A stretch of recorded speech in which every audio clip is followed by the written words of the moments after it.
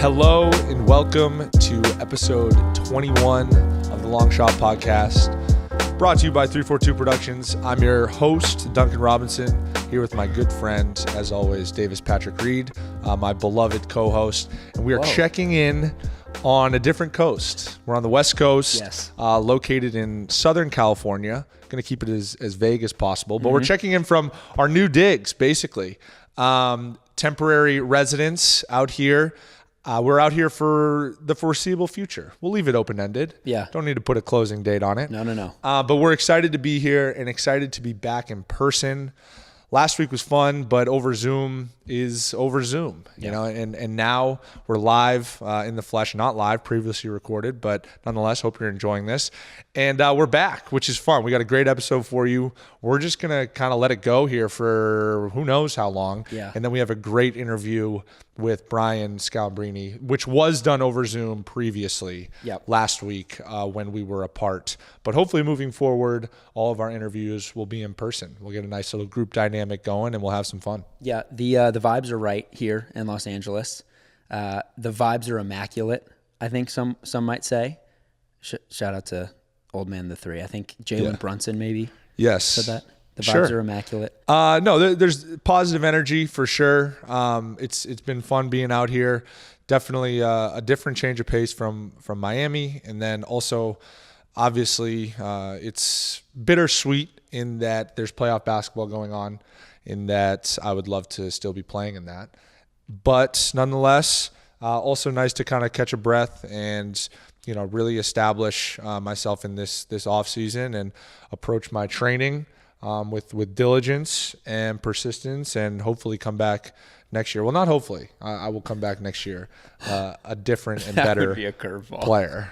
Not hopefully. But yeah, it's been enjoyable. Basically out here for training purposes. I've had the opportunity to connect with some really, really great trainers, both on the court, off the court, and just from like a PT recovery standpoint. So I'm really excited about that. It's just temporary, like I said, above all else, just to try to get a little change of scenery and see some unfamiliar faces. I'm used to the Miami East Coast kind of thing, and it's nice to be over here. Yeah. No, you finally get a summer.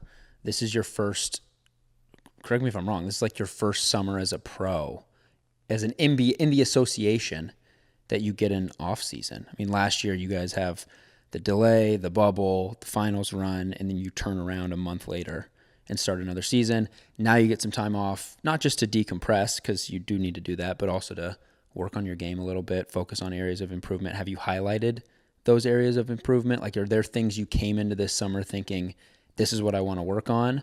Or is it just sort of a, let's decompress and then let's sort of just get back to basketball broadly? No, I try to take a very kind of practical approach to my development. I think that if you're not focusing in on one or two things, then you can kind of start to get pulled in a lot of different directions. And, I just think it's important to kind of zero in on what it is. And I do have some things that I'm working on. Definitely my body being a huge one. That's a big emphasis. That's honestly the reason that I'm out here. I've connected with a guy out here who I think is one of the best. And that's not any knock on Miami. I think Miami is the premier organization when it comes to strength and conditioning. Shout out to Bill Ferran, the original, the pioneer. Shout out Bill. And then also Eric Ferran, who's carrying the metaphorical torch. But no, for the off season, that's a huge emphasis. And then on the court, it's just about continuing to grow and develop. I'm not going to get too much in the nitty gritty, just because. I mean, all right, fine. I'll give a little nugget. Obviously, for me, it's keep the main thing the main thing. I understand what I'm good at. I think that's part of my strength as a player, is that I know who I am and I don't try to do more than that. Now, with that being said, you never want to put yourself in a box. So there's always room for improvement and development. I have a lot of room for improvement offensively, particularly when it comes to inside the three-point line. So a huge emphasis for me this year is establishing a go-to two-pointer. Basically, something to keep defenses honest, and we're working through that right now. Whether it's a mid-range pull-up, whether it's a floater, I think I'm pretty solid around the rim finishing. My percentages at the rim are pretty good. Now I just need to get there more often, and then the other big emphasis is getting to the free throw line. That's kind of the way that I look at it. Is if I can get to the rim, or just have a effective 2 that I know I can get to and feel comfortable really getting to the same way I'm comfortable shooting, the threes that I do, then that'll allow me to take a big step. And then also if I'm able to get to the free throw line, and it's nothing crazy, right? Like if you look at it as simple as if I get one more layup a game, that's 2 points. If I get to the line one more time a game, that's 2 more trips to the line. And I'm a pretty good free throw shooter, so that's basically another 2 points. And all of a sudden now, when you're looking, it seems very reasonable, and you start to work within the margins. That's going from averaging 13 or whatever it is points a game to 17, and that's a big difference in winning and losing in an NBA season. When you look at the macro stats, the stats from the 10,000 foot view, how fine those margins are. 4 points in a game can be a big difference. And then obviously my body, I think, will really help me on offense, but really where I think it'll help me the most is on defense. And that's also a big area where I feel I can really, really improve. So that's basically kind of what I'm looking for coming into the offseason, and it's what I've already started to approach. Do you just rep out? So like you say you want to work on, and it sounds like you don't want to get too nitty-gritty. Yeah, I don't really want to get into it. But is it just, when you say you're coming in with an emphasis on a 2-point shot, is it just repping that out until it's second nature? Is it like toying around to figure out what feels comfortable? Like what is it? What does the process there look like? I mean, it's kind of a combination, right? I think a big one is you can work on and develop all the skills you want in the summer, but if you're not going to be put in those situations when you're wearing your team's jersey, what are you really doing it for? And I think there's times and places to like kind of be creative and step outside the box, but there's really only maybe more than a handful, but we'll say 1 or 2 guys on every team that get the luxury of like, you can just be fully in your bag all the time. And I know I'm not one of those guys. So for me, it's about finding a 2 in our offense, or like in a general NBA offense that you can get to, you're comfortable with, and you can be effective in it. And that's a feel it out process. Now, yeah. That's really interesting though, because that, it sounds like, is the impetus is on you to think about that though, right? Like you're having to think about your offense, Miami's offense, right? Like figuring out where in your experience you have those pockets to find those shots. Like we were talking earlier today about like just knowing who you are in the NBA. And so if you're a guy who, has your back to the basket a lot of the time, you don't necessarily need to be practicing, coming off a pick and roll. Or if you're a guy who handles the ball a lot, you don't necessarily need to be working on your post moves unless you're a guy who gets to that a lot in the NBA. I just think it's really interesting. It's like, it's first knowing yourself and knowing what you need to work on. But then, like you said, it's knowing your team's dynamics and understanding where you're going to get those shots. But it feels like the responsibility is on you as a player to know that.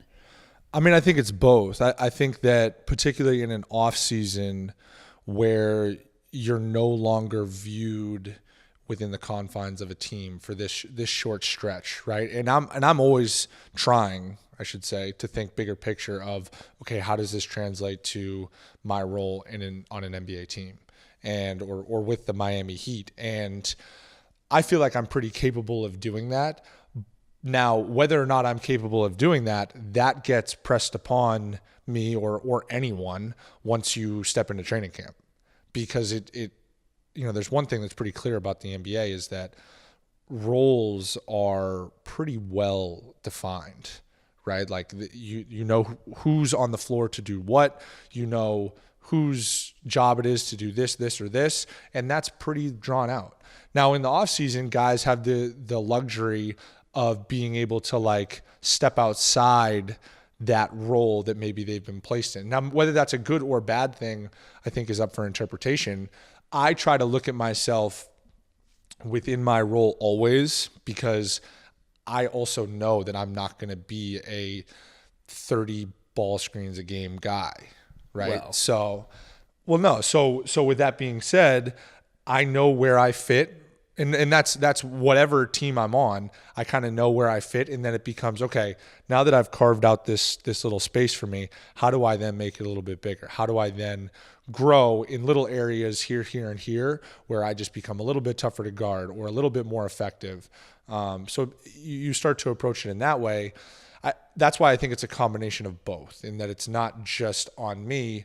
I think the responsibility falls upon me to not be delusional, basically. Right. Because I shouldn't be working on, James Harden step backs all summer and then show up to camp like, oh, look what I got in my bag now. Yeah, right. And it's like, all right, well, sweet, dude. You can go do that in Serbia. That would be sweet. But you can't do it here.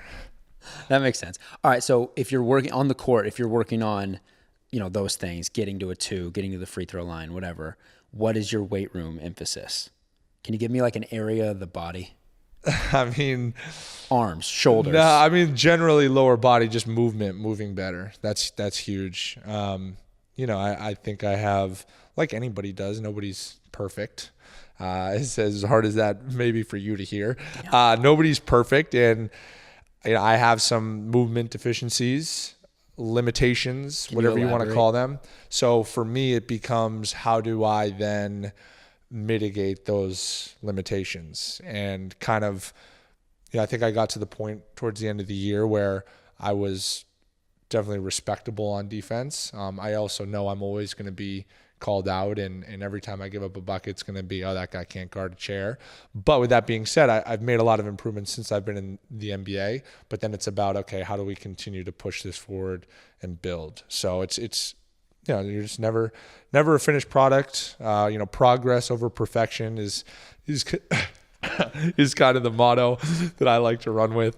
But yeah, it's been a good summer so far, and I'm excited for a whole lot more work. So 2 things. One, that sounded like a really long way to say you just want to get quicker laterally. 2, I mean, it's not as simple as that. I think that's not giving our audience enough credit. I think that's maybe speaking down to them a little bit. No. I think it was you trying to speak up.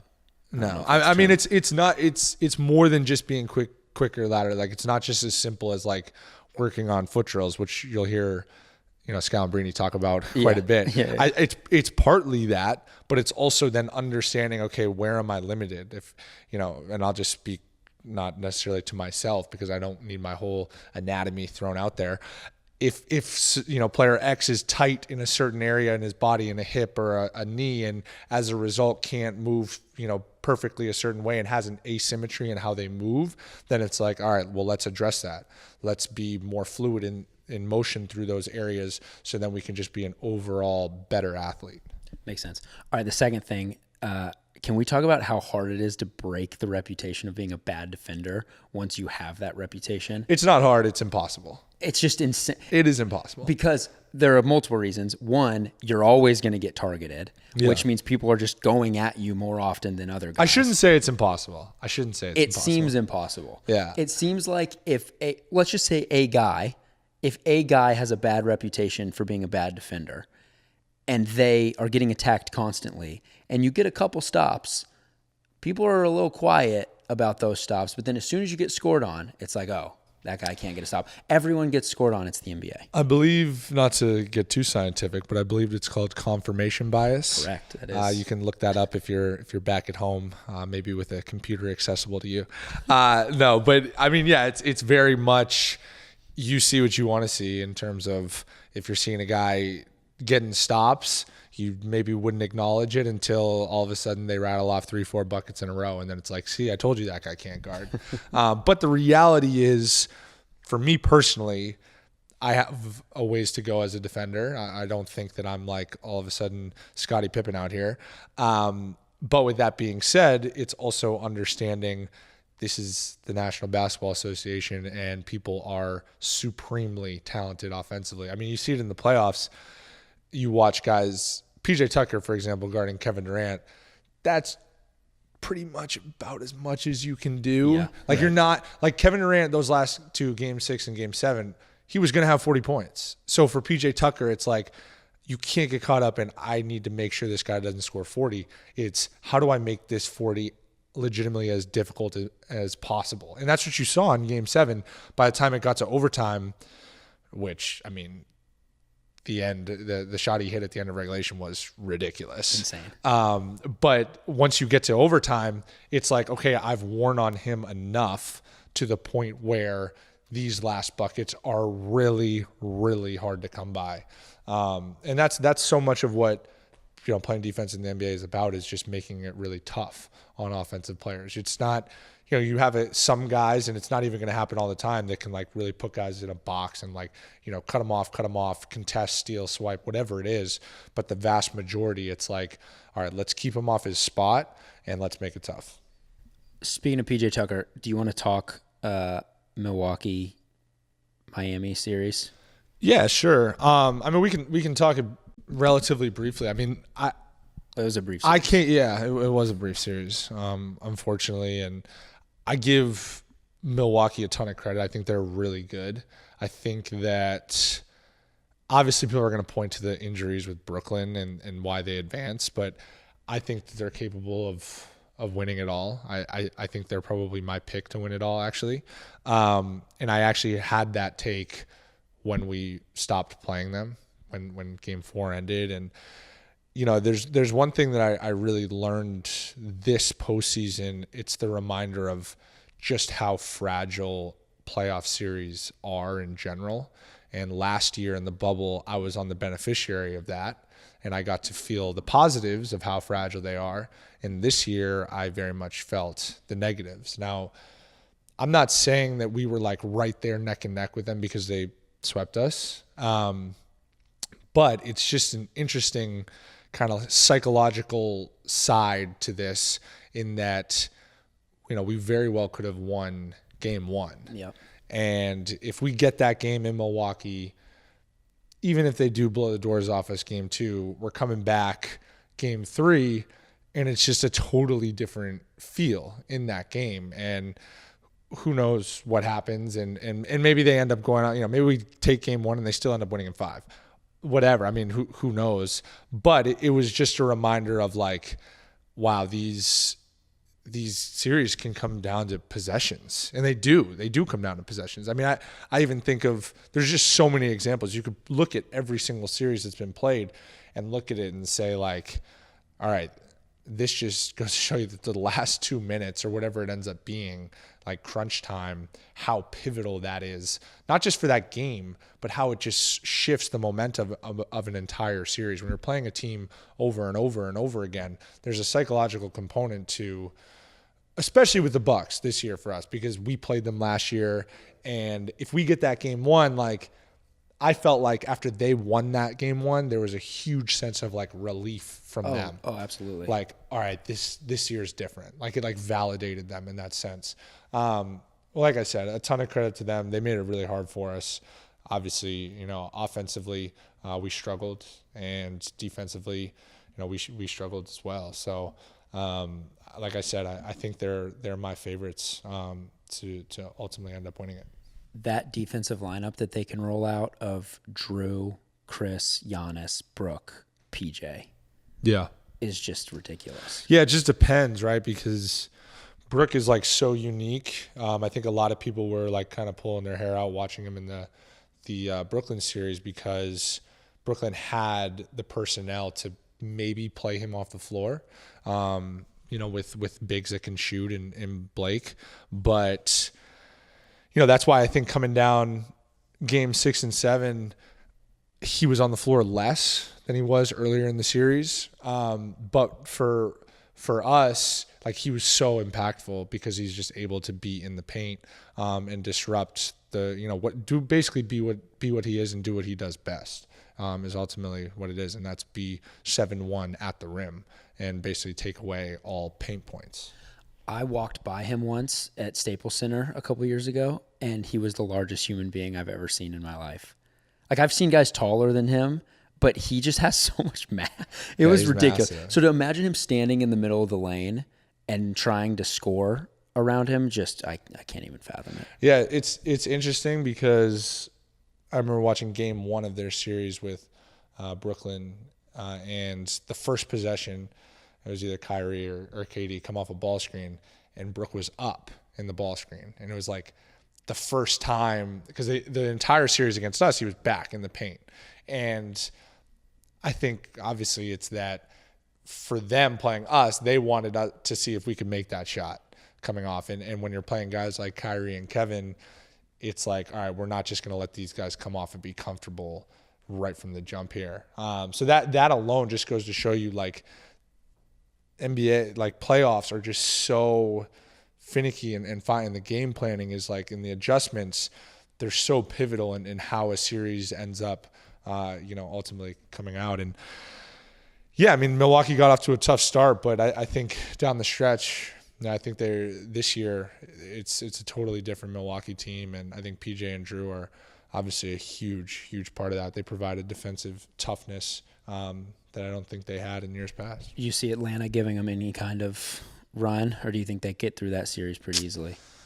We're recording this before Game 1. Yeah, I mean, I've been impressed by what Atlanta's done. I don't see them coming out on top in the series. Maybe get a game or two, and maybe I'm wrong. Listen, I'm certainly not the be all end all of basketball takes. Maybe you are. Yeah, I mean, who knows? But Atlanta does some things well that I think could ultimately give Milwaukee some problems, just with their ability to shoot threes from a variety of different positions. I think is, when we look at Milwaukee, a weakness of theirs all year at least has been giving up threes. So, if Atlanta can get hot, and once again, especially, it's like if you win Game 1, it's like the same thing with that Atlanta-Philly series. Like, you get Game 1, and it just starts to look totally different. It changes the whole landscape of the entire series. So I think it's possible for sure. I got Milwaukee as well. I mean, yeah, not exactly a hot take. No. Anyways, that's the recap I think people were kind of looking for. So what else do we got here? I mean, I guess we could just talk. So you got Milwaukee coming out of the East. Yeah. Right now, it's as we record this, it's 2-0 Phoenix in the West. Do you see any world where the Clippers make this interesting? I think they'll make it interesting. A ton of credit to Paul George. I mean, talk about just rising to the occasion despite the slander, particularly in that Utah series. I mean, yeah, he's a long ways away from the bubble jokes and all that stuff that was going on, which I thought was just, I don't want to say ridiculous, but because it's like, I guess you can make the argument that it's warranted if you're a star like him and to play the way that he did. But with that being said, it's like they're human beings. It's like who knows what could have been going on. But anyways, I love a comeback. I like to see that he's playing as well as he is right now. And I think it'll be a series for sure. I still probably have Phoenix coming out of the West, but I think it'll be a series. Yeah, Chris Paul comes back for Game 3, it sounds like. I imagine Phoenix is probably going to win that series. Quick note on Paul George. He's getting slandered for missing those 2 free throws in Game 2 down the stretch. But people have to realize that's just the basketball gods intervening because of the out-of-bounds play that it was called off Booker, that Pat Bev slapped it out. That is just, it all came out even there. That should have been Suns ball anyway. And then Paul George misses the 2 free throws afterwards. So we just call it even. That's an interesting point of contention because it really depends on how you want to look at it. I mean, Van Gundy on the broadcast had the take of like, that defeats the purpose of the rule, in that every gym in America or any time that's not under 2 minutes, that ball is correctly called in favor of Phoenix. Yes. Right. But if you want to take the time to slow-mo it down to every single frame and see that it's just barely touching Devin Booker last before it goes out of bounds, it's like, okay, well, I don't fault the referees for making that call either, though, because he was the last person to touch it. No, I agree. That's why the basketball gods have to step in. They then come in and correct it. Paul George just had to be the culprit, which is too bad. He's been great. These playoffs, people are going to point at the 2 missed free throws, but that was not him. That was the basketball gods. Yeah, outside of his control. Correct. It's also another reminder of like, he made so many plays down the stretch. Paul George did the jumper. Yeah, he had 2 huge buckets right before. Yeah, I mean, and then of course the only thing anyone's going to remember is the missed free throws. It's like I don't know if it's, I don't know what to make of that. I don't know if it's good or bad, or it just kind of is what it is, right? Like that's just how it goes. People are always going to remember that one moment where you missed 2 free throws. Sorry, people. The basketball gods had something to say. Look, I wrote this down. It's bigger than all of us. You've got the Booker broken nose, which is reminiscent of the Nash broken nose. Yeah. You've got CP3 out, but you've got another CP that steps in. Right? And then you've got the weird out of bounds off Booker. Paul George misses 2 free throws. That's all just the basketball gods at work. Phoenix was supposed to win that game. You think so? Yeah. And is Phoenix supposed to win the series? It's too early to tell. Okay. That seems like a cop-out. The Clippers have been down 2-0 before. True. So Twice. this isn't unfamiliar territory. It's the third time this playoffs. They're already the first team in playoff history to come back from 0-2 twice. Why not make it 3 times? But if you look at the locker room FaceTimes with Chris Paul and how fired up the team is, I imagine him coming back in Game 3 is a little added motivation for Phoenix. Not even added motivation. They don't need added motivation, but just, there's something about for sure. Yeah. that juju in the locker room. Quick shout out to Jay Crowder for that pass at the end. That was incredible. See the side camera angle? Yeah, that was incredible. Where it grazes I've had times where I've been asked to try to throw an alley-oop off the side of the backboard. And just some people that I've played with that can dunk. Okay. Anyway, it's hard just to hit it off the side of the backboard. Well, he didn't hit the side of the backboard. That was the... Right. No, but I'm saying I think it's probably easier to right above you hit the side of the backboard than it is to throw that pass, if I had to guess. Yeah, I'd probably imagine. I mean, he put it legitimately right on the money. Which I don't think was intentional, by the way. I think he just threw that. I think it was probably some luck in there. So you're taking the credit away from Jay. It was an amazing pass, but it almost seemed like he didn't realize how close he was throwing it to the backboard. Sorry, Jay. Anyways, we digress. What do we got? I guess we go to our Reddit question of the week. All right, let's do it. This comes from Mia Wallace's shirt. Mia Wallace, can you tell me what movie Mia Wallace is from? I should know this. What is it? I should probably confirm that I'm right. I think it's Pulp Fiction. Oh, yeah, that sounds right. Yeah. Well, anyway, the question is, what do players and refs talk about during games? Which I think is really interesting. Now, there were times earlier this year when fans weren't allowed in games where you would hope that you would pick up some of that on the mic, but they're pumping noise into the arenas and playing music. And so us fans aren't really sure what that dialogue looks like. I mean, it's important to start this off with, we all have relationships with refs as well. It's the same refs that are reffing the games. We see them every 3-4 games or however the rotations work. So eventually you start to develop a rapport.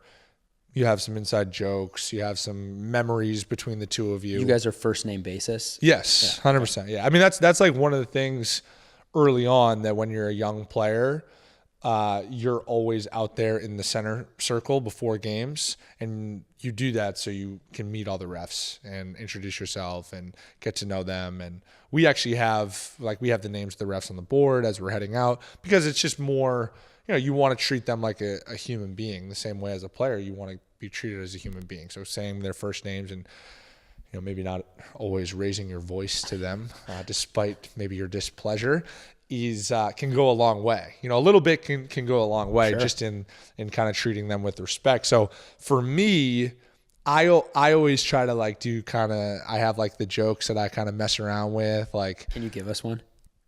Not really. There's nothing really that really sticks out. I mean, I'm not going to name drop, but it's basically you just start to develop that rapport. So throughout the course of a game, I'll sometimes boil over. I only have one technical to my name, and that's because of my college teammate, Mo Wagner. That's right. Who incited a double technical, which he tends to do really well. Yeah.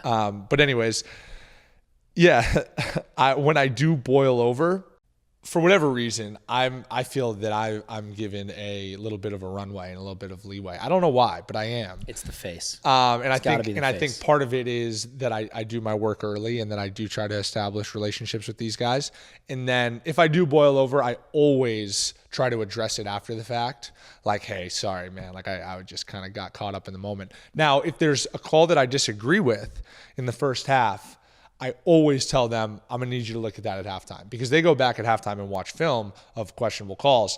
And then I'm always checking in at the end of halftime of who was right. And sometimes, it's 50-50. Sometimes I end up being right. Sometimes they come back to me no, we made the right call or non-call or whatever. So it's, it's a give and take. It's like any good relationship. It requires work, effort, persistence.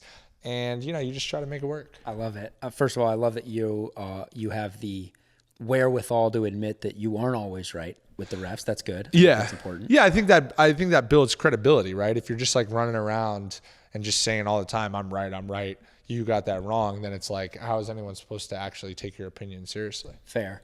Are you guys having conversations throughout a game, like not even about basketball? Like, No. There's none of that? Not really. I mean, like, They're not asking you how your family's doing. yeah, I mean, not occasionally, like before the game, definitely not during the game. Like before the game, like, hey, Scott, what's going on, man? Or whatever. And I'll be like, good. Like, how's everybody doing? I'll be like, good. And, that's kind of it. It's all very surface level in that regard.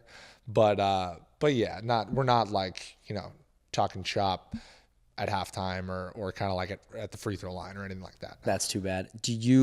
Are there refs, and I don't need you to name names, although I wouldn't hate you naming names. Are there refs that you find you get a little more leeway with because of your relationship with them? I know that refs are all impartial. That's not what I'm getting at. I don't think that exists. I think if anything, there's refs that I feel like have it out for me. Yeah. I think that for sure exists. But that's probably more in my mind than anything else. Like, no ref is, well, maybe I shouldn't say this, but it doesn't seem, I can't imagine that a ref would go out and like purposely try to get a player in foul trouble or anything like that. Right. I mean, maybe if this was like 04 Donaghy, like something like that, maybe. I guess not maybe. I guess that did happen. But in your modern association, these guys are getting graded out, evaluated on every single call, time they blow the whistle, their patterns as they move throughout the court. Like, all this stuff is being evaluated after the game. So I can't imagine, like, no one's really going in there with their own agendas other than officiating a high-level basketball game and making sure the outcome is what it's supposed to be. That's what I think, like, Monty McCutcheon, I think he's like the head of the refereeing association. He comes and speaks to all the teams before the season about, we're emphasizing this year, we're making these changes to the rule book, whatever. And his whole take is, we're fixtures in your performance. Like, we're here to ensure that the team that should win wins. Yeah. That's all that we're here to do. Where it's not to make it about us. Now, does that happen sometimes? Who am I to say that it does? But it might. Feels like a fitting time to talk about how the last, I think, minute of the game 2, Phoenix and LA last night, it took like 20 minutes. Yeah. To play the last 30 seconds of the game. That's a tricky topic, right? Because it's like, at that point in a game, you want to ensure that you're getting the calls right. But it is insufferable to sit through 30 minutes of basketball, 30 seconds of basketball that takes 30 minutes. Yeah. And it was funny. I was actually, when I was back home, I was watching a game with my sister, and I was just acknowledging how many reviews there are and how many commercials there are. And she, who watches all my games, is like, oh yeah, it's like we're used to this. Like, this is what it is. And like, I don't know. It was just kind of like, whoa, wow, this is really maybe an issue that should be addressed. I don't know. I still stand on the side of, like, you have to get these calls right. So listen, this is for people smarter than me to come up with, but like, maybe there's some way to ensure that these calls are still being made the right way in a more timely fashion. Maybe it's coming from, upstairs or something. I don't know how it happens, but like every possession running to the table to see who the ball went off of is just like, it's exhausting. When you say the decision should be taken care of upstairs, you're referring to God, right?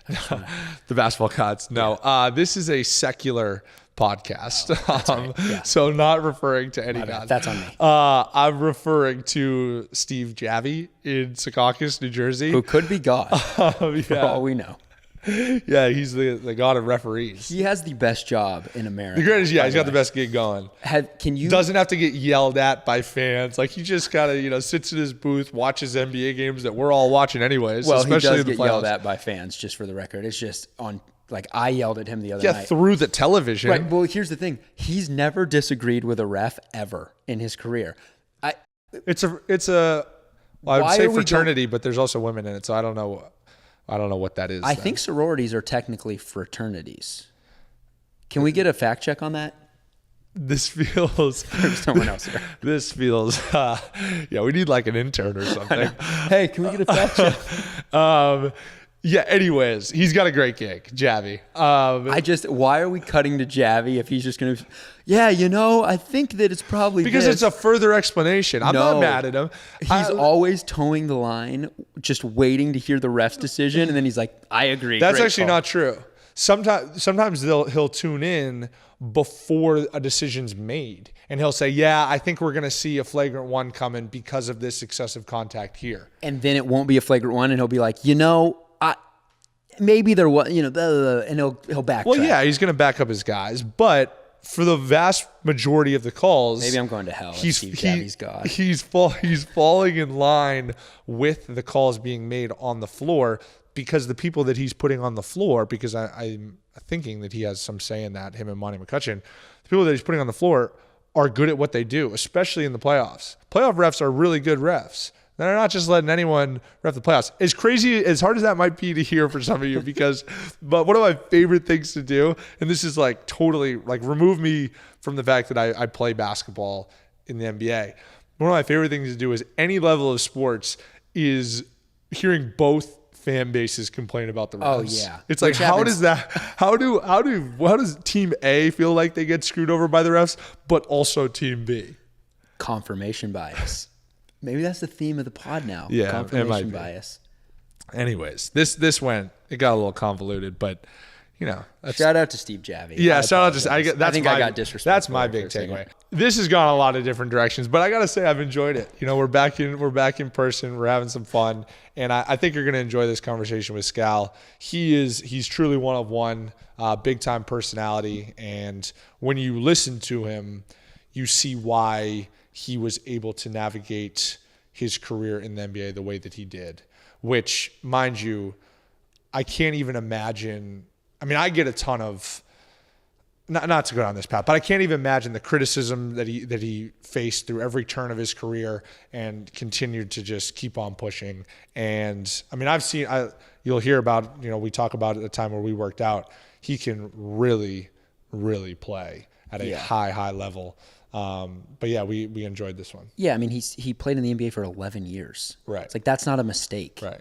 The average career is like 4 years or 3.5 or something small. Tripled that. Yeah. So for him to play 11 years, win a championship. I think it's a huge testament to who he is, obviously as a player, but also as a person, because the way he navigated is just impressive. Yeah, it's an awesome conversation. He also finds a way to flip it and sort of start interviewing you, which I thought was pretty enjoyable.